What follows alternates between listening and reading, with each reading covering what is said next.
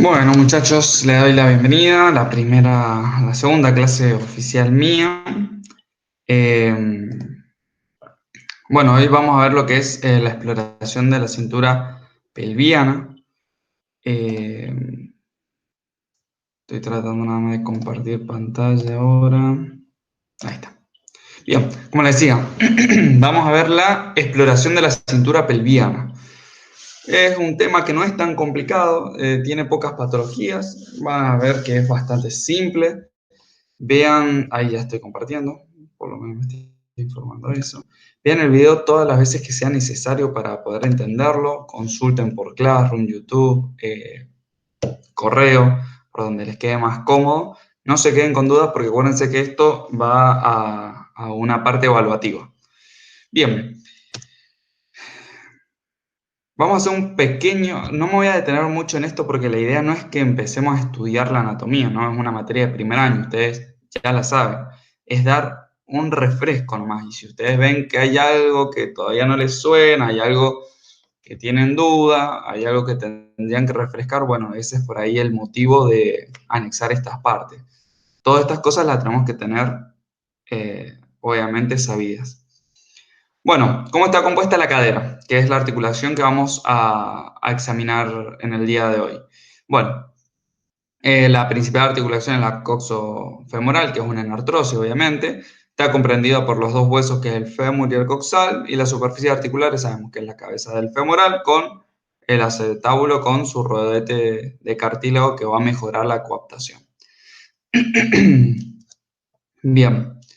Entre el eje de la diáfisis, y esto seguramente lo van a estar estudiando actualmente en biomecánica, que también se da algo semejante en lo que es el hueso del húmero, vamos a tener dos ángulos, el ángulo de inclinación y el ángulo de declinación. El de inclinación está formado por dos ejes, uno que va a, espero que la cámara me esté tomando, porque por ahí no me toma, formada por la diáfisis, es decir, por todo el largo del cuerpo. Bueno, trazamos una línea recta y va a ser el eje de la diáfisis del hueso, en este caso no va a ser el humeral, sino el hueso femoral. Y después vamos a trazar otro eje, a donde vamos a tratar de unir la cabeza del fémur con el trocánter mayor, es decir, lo que pertenece, disculpen, al cuello. La unión de estos dos ejes, de estas dos líneas, van a formar un ángulo que en situaciones fisiológicas, en situaciones normales, tiene que ser de 125 grados. Dígase que una alteración en este ángulo nos va a dar lo que es una coxa, es decir, una cadera vara o valga según la alteración en este ángulo, si es mayor a 125 o menor. Bien, mientras que el ángulo de declinación es un ángulo diferente, se toma se pasa un eje. Acuérdense, para formar un ángulo tenemos que tener dos líneas rectas. Entonces, estas líneas rectas van a ser uno por el eje condilio, es decir, los dos cóndilos del fémur, pasamos una línea que los atraviese los dos. Para formar este ángulo tiene que ser, estas dos líneas se van a juntar en un plano transversal, es decir, yo el hueso lo tengo que ver de arriba y con el mismo eje que habíamos nombrado antes del cuello femoral. Pero esta vez no lo estoy viendo ni de anterior ni de posterior, que es para una forma de visualizar el ángulo de inclinación que me había olvidado decir. Sino este ángulo lo vamos a ver de arriba, ya les voy a mostrar una imagen, el cual va a ser aproximadamente de 8 a 15 grados, lo que me va a dar qué tan la retroversión o anteversión que voy a tener mi acetábulo respecto al cuello femoral, ¿no? Bien, ahí tienen, fíjense, cuando estamos hablando más un ángulo aumentado del de inclinación, estamos hablando de una coxa valga, mientras cuando está disminuido de una coxa vara. Y fíjense que es el fémur visto desde arriba y cómo forma aproximadamente entre 10 y 30, en realidad para ser más exacto, eran entre 8 y 15 grados de declinación. Me fui para el otro lado. Bien.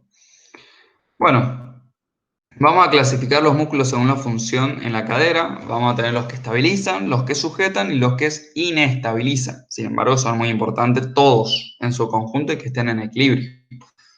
Los estabilizadores son más, yo puse un ejemplo, son los pelvitrocanterios, por ejemplo, el piramidal, el obturador, los sujetadores, bueno, estabilizadores, ¿por qué es la definición así?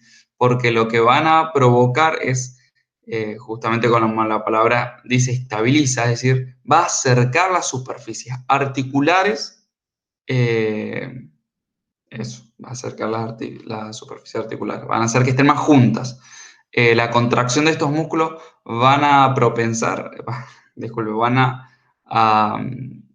acentuar a que estas superficies estén bien cercanas, es decir, que estemos lejos de hablar de una luxación, que es totalmente lo opuesto, la pérdida de la solución de continuidad en las superficies articulares, es decir, que las superficies articulares no coincidan. Bueno, los estabilizadores hacen esta función, acercar la contracción o la semicontracción de estos músculos, hacen que coapten mejor las superficies articulares, en este caso de la cadera.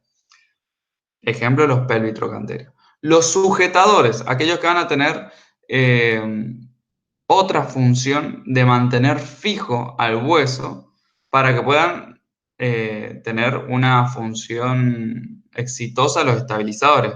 Yo para poder estabilizar algo, para que dos superficies estén bien cercanas y que haya una estabilidad justamente, si yo tengo un hueso en libertad, espero que se me esté tomando la imagen, o sea, que no tiene una única función es la palabra, sino una única ubicación, sino que fácilmente se puede trasladar, es difícil que yo pueda compensar con la otra carilla articular a esta articulación que es muy móvil. Es decir, tengo que tener músculos que me hagan que el hueso esté fijo en ciertos momentos. Por ejemplo, en el caso del coxal, nosotros el coxal está fijo en comparación del movimiento que va a tener el fémur. Entonces, estos músculos sujetadores, por ejemplo, tenemos glúteo medio, glúteo menor. Después tenemos los inestabilizadores, que su función va a ser provocar movimiento en la articulación, o sea, que estas superficies articulares no estén estáticas, sino que se produzca un deslizamiento para que podamos obtener el movimiento. Un ejemplo son los aductores. Bien, movilidad articular, esto yo sé que lo van a ver en kinefilaxia. Un pequeño repaso. La flexión de cadera con flexión de rodillas son aproximadamente 120, 140 grados. Si es con extensión de rodilla, disminuye obviamente a 90 grados. Lo mismo pasa con la extensión, pero al revés. Sería eh, la extensión con flexión de rodillas la que está limitada, aproximadamente 15 grados, y la extensión con extensión de rodilla está aumentada aproximadamente a los 30 grados. Bien, de abducción tenemos entre 30 a 50 grados, de aducción de 20 a 30 y de rotación externa 20 a 45 y la rotación interna siempre es un poquito mayor de 40 a 50 grados. Eh, Pongan pila que se puede preguntar esto tranquilamente en la próxima evaluación que van a tener, trabajo práctico evaluativo, ¿ah? Esto es repaso, pero esto se entiende que se tiene que saber. Es decir, que si bien no es lo más frecuente, pero tranquilamente podrían haber preguntas de anatomía en esta materia que es semiopatología, porque es una materia que incluye obviamente la anatomía. Bueno, músculos flexores. Tenemos el psoas ilíaco, el sartorio, recto femoral, tensor de la fascia lata, pectíneo, aductor, recto interno. Ahí están mezclados entre los músculos principales y que los que tienen como función secundaria, disculpe. Y después los músculos extensores, ahí sí tenemos el glúteo mayor, los dos semi, el tendinoso y el membranoso y el bíceps crural.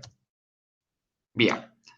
Como músculos abductores, glúteo medio, menor, tensor de la fascia lata, el piramidal, y como los aductores, los tres aductores, como no podía ser de otra manera, el glúteo mayor, algunas fibras, el recto interno, los dos semi y el bíceps crural.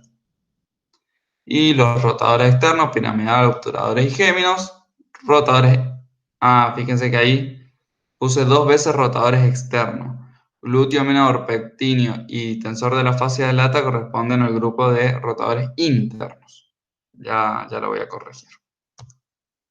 Bueno, y ahora sí empezamos a entrar un poquito en lo que es la exploración, pero nos vamos a quedar acá, porque adivinen que YouTube no me deja subir videos tan largos. Dejar de compartir. y tengo que partir la clase en algunas partes. Así que esto corresponde a la primera parte. Nos vemos en la número 2.